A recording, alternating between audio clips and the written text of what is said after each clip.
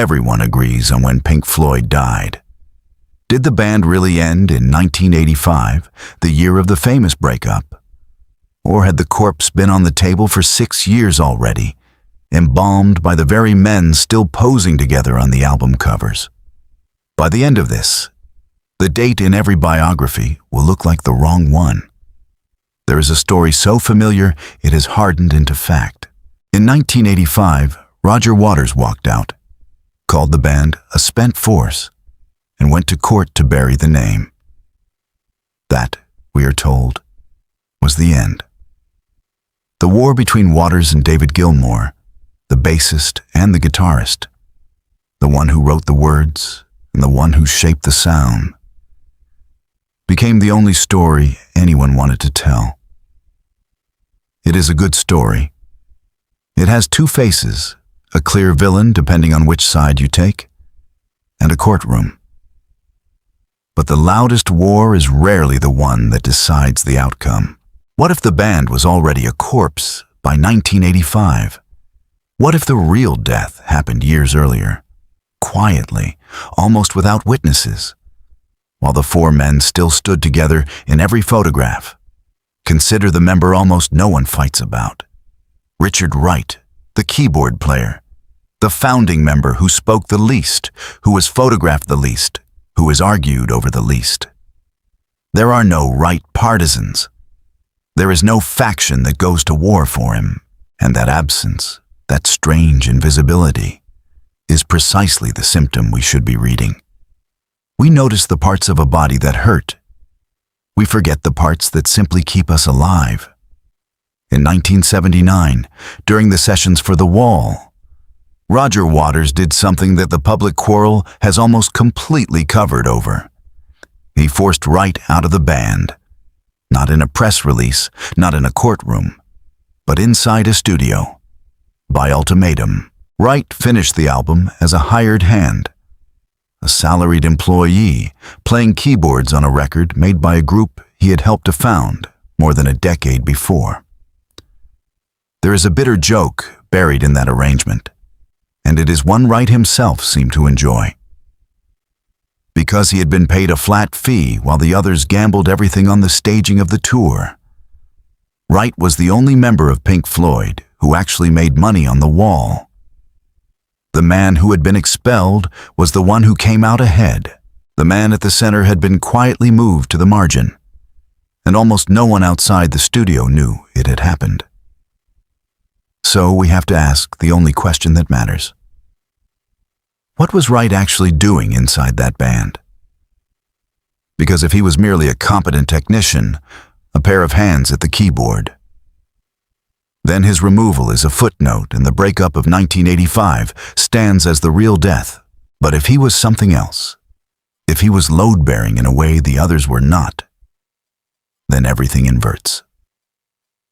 Listen to the band's 3 or 4 greatest moments and try to locate where the feeling actually lives. Not the lyric, not the guitar line that everyone hums, but the feeling, the thing that makes the hair on your arms move.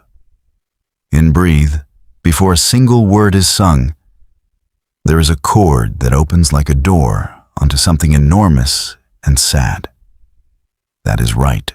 In Us and Them, the slow rise and fall, that vast cathedral patience, the sense that the music is grieving for something it cannot name.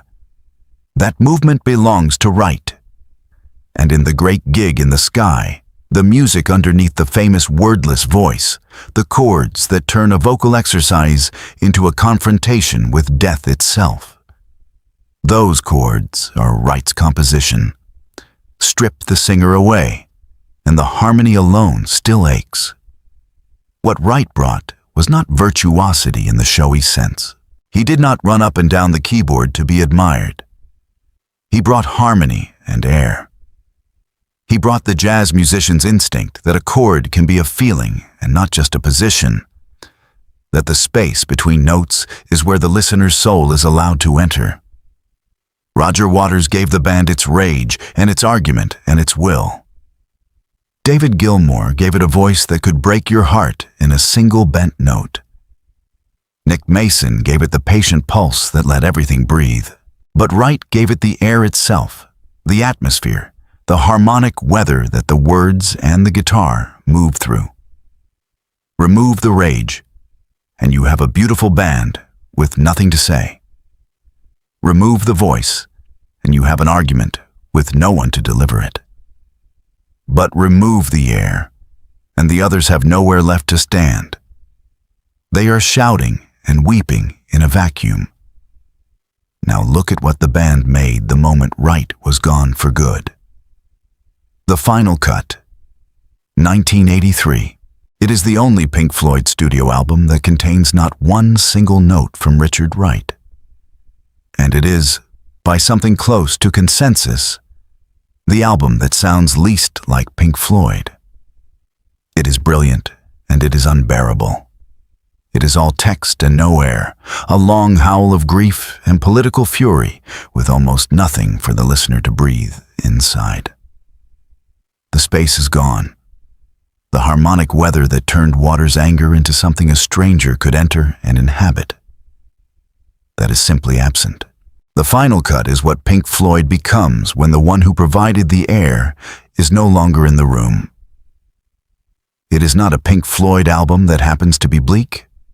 It is the autopsy report. It shows us the exact organ that had been removed, by showing us the body trying to function without it. This is why 1985 is the wrong date. By the time Waters left, the band had already lost the function that made it Pink Floyd, and not simply a vehicle for one man's vision. The Wall, for all its grandeur, is the sound of a group already in the process of being narrowed to a single will. And the final cut is the end point of that narrowing, the moment the air runs out entirely. The breakup that made the headlines was loud, legal, and personal. The death that mattered was quiet, harmonic, and almost invisible. It happened when the man no one fights about was told he was no longer needed. And here is the strange confirmation. The thing that proves the diagnosis was correct.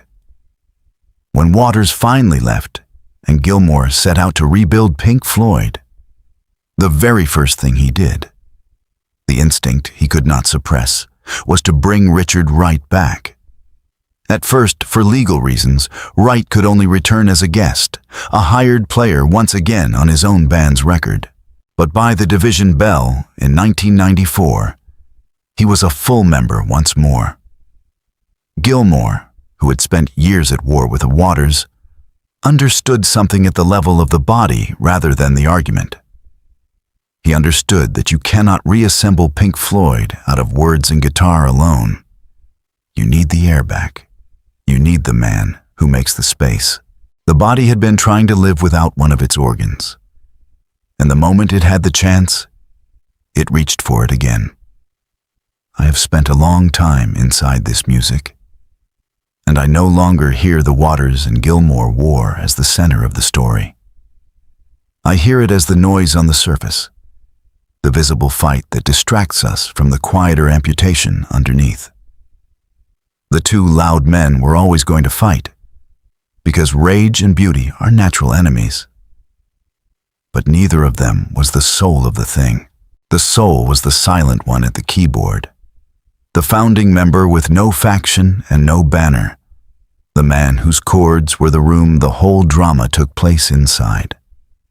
Pink Floyd did not die because two strong men could no longer share a stage. It died quietly and years earlier, the day they decided they could do without the air.